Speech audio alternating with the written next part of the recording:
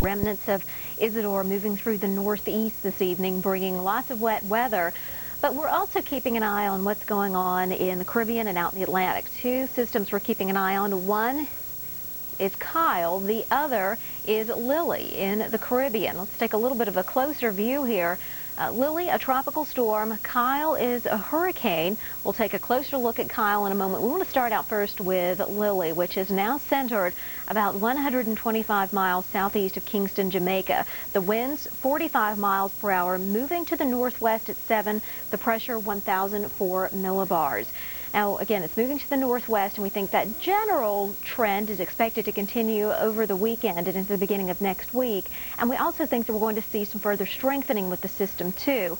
As far as what happens once it gets closer to the Gulf, it's just too early to tell at this point. But, again, of immediate concern here to Jamaica as well as to Cuba. And then eventually we'll have to keep an eye on it as it gets closer to the Gulf as well.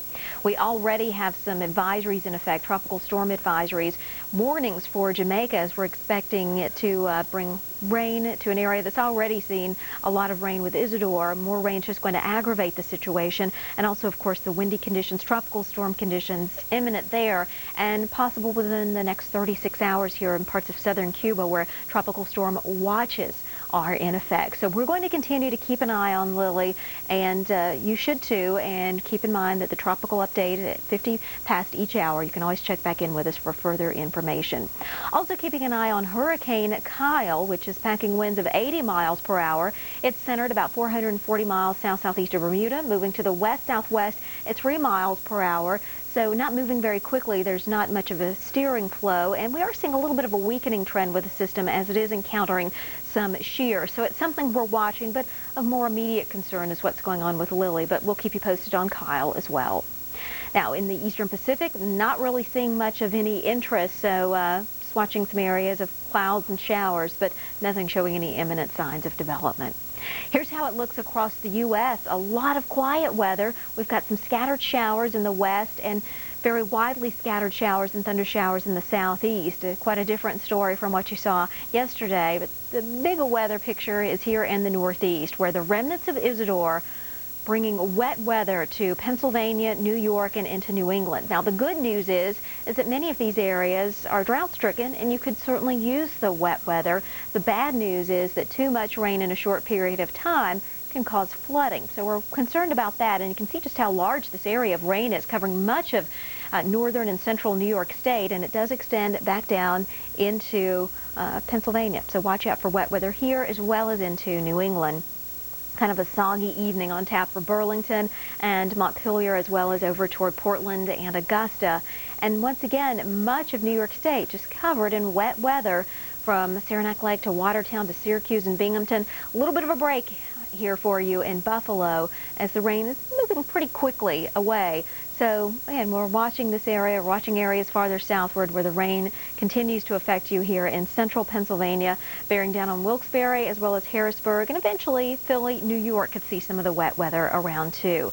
But we do have those flood watches for New York and into Vermont, so look out in flood-prone and low-lying areas. We could see the rain heavy enough that it could cause some problems, and use caution if you're going to be out and about, and don't drive through water-covered roads. It's very, very dangerous to do so. Temperatures held down with the rain here into the 50s and low 60s across the northeast. Warmer to the south, though. You're in the 90s for much of Texas, but behind our front, 40s and 50s here across the northern plains. Tomorrow, we're going to see the trend of the wet weather ending across the northeast, but we are watching the northern plains as well as the southwest for some wet weather. Good. What's better than beef and mushroom soup? Campbell Select ready to serve beef with portobello mushrooms and rice. And what makes you think that's better than this? Campbell Select starts with real beef stock, not water like yours. And the beef in Campbell Select is herb seasoned, and yours isn't. Really? And it beat Progresso in a nationwide taste test. Oh, in that case, what could be better than sharing? Hey, having it all to yourself. That is better. Campbell Select. Experience the simple pleasure of a great tasting soup. Next time you're on the road and you need to fill your tank, here's something to consider. New Shell gasoline is specially formulated to help prevent deposit buildup in your engine, which helps keep it clean. And a clean engine performs better. which is why, when they're looking for more from their gasoline, so many drivers choose Shell.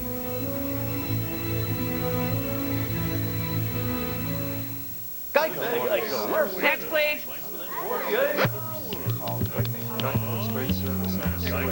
Well, hello. Oh, great. A talking gecko. Geico. 15 minutes could save you 15% or more on car insurance.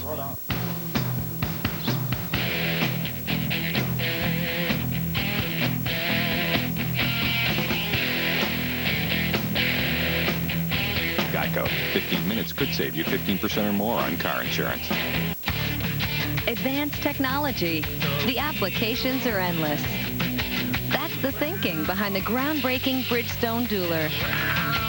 A complete line of tires for all kinds of utility vehicles. With performance and comfort.